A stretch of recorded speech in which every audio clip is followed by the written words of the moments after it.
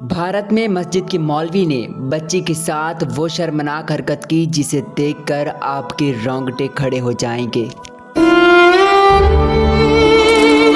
भारत में एक बेवा औरत रहती थी। बेवा औरत की एक बेटी थी जिसका नाम लुबना था।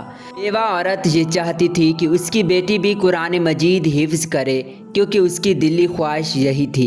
एक दिन बेवा औरत उसे पास ही मदरसे वाले कारी साहब के पास ले गई जिनके पास और भी मोहल्ले की बच्चियां कुरान शरीफ पढ़ने आती थीं। वो बेवा औरत कहने लगी, ये मेरी बेटी है, मैं इसे कुरान पढ़वाने के लिए आपके पास लेकर आई हूँ। मैं बेवा औरत हूँ, इसका बाप मर चुका है और मैं अपनी बेटी को चाहती हूँ कि कुरान पढ़ता देखूँ ताकि ये कुरान मजीद हिफ्ज़ करे, मेरी दिली ख्वाहिश है। कारी साहब कहते हैं, आप फ़िक्र ना करें, मोहल्ले की और भी बच्चियां मेरे पास कुरान पढ़ने आती हैं। इस तरह बेवा औरत अपनी बेटी को उस कारी के पास छोड़कर चली गई।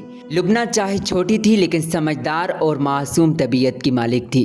दो लड़कियां जो लुबना को घर छोड़ने आया करती वो भी उसी कारी के पास कुरान मजीद पढ़ने जाती थी।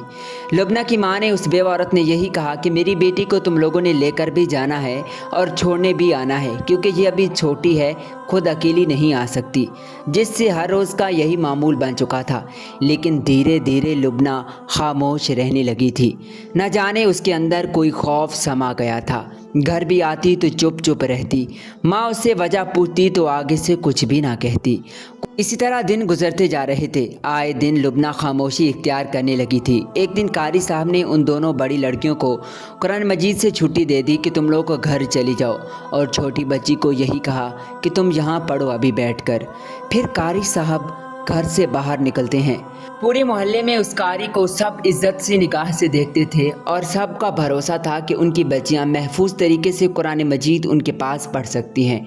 लेकिन अंदर के काले शैतान को कोई नहीं जानता था। कारी बच्ची के साथ गलत हरकतें कर रहा था। वक्त के साथ साथ इंतहा पे इंतहा होने लगी। लेकिन लुबना अब और टूट चुकी थी। वो रोती रहती और खामोश रहती, एक डर तले दबी रहती। कारी उससे यही कहता कि जो कुछ यहाँ होता है आगे किसी को बताया तो मुझसे बुरा कोई नहीं होगा। ये अब रोज़ का मामूल बन चुका था। लुबना अब बिल्कुल खामोश हो चुकी थी। जब वो घर आई तो उसकी माँ उसकी ये खामोशी देख ना सकी। वो खामोशी से आकर बैठ गई।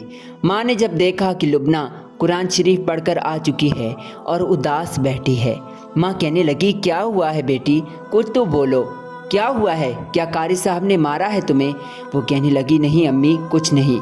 माँ कहने लगी, क्या बुखार है? लेकिन फिर भी वो खामोश रही। माँ कहने लगी, चलो अंदर चली जाओ। माँ तो यही समझने लगी थी, मुझे तो लगता है कि लुबना कुरान जाना ही नहीं चाहती, इसीलिए ये हर रोज़ बहाना बना लेती है और गुमसुम बैठी रहती है।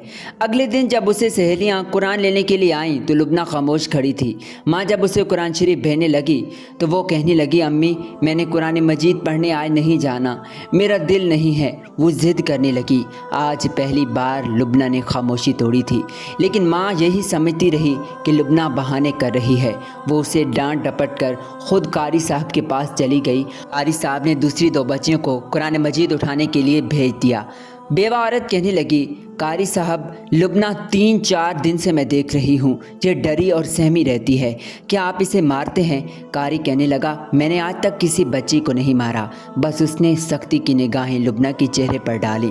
फिर से लुबना सहम गई। बेवा औरत कहने लगी, आप मारते भी नहीं लेकिन फिर भी इसे क्या है, ये डरती है, आप इसे कुछ ना कहा करें, मेरी एक ही बेटी है, इसे प्यार से पढ़ाएं।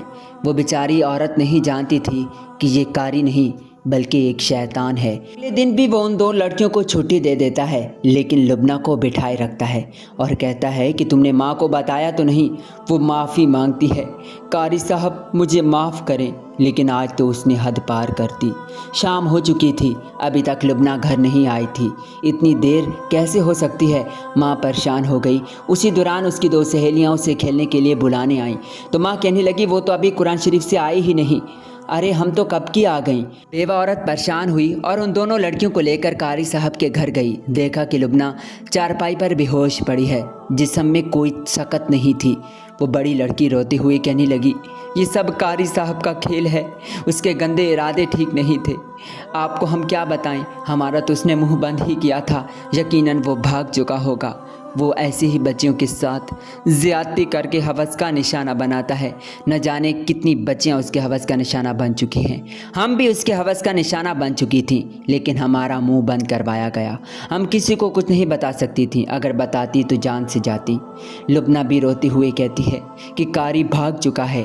آج تک اس قاری کا کہیں پتہ نہیں چلا کہ وہ درندہ کہاں ہے۔ پیارے دوستو، اپنی بچیوں کو جب آپ مدرسے میں بھیجتے ہیں تو خیال رکھا کریں، اپنے بچوں پر نظر رکھیں اور ایسے درندوں سے محفوظ رکھیں۔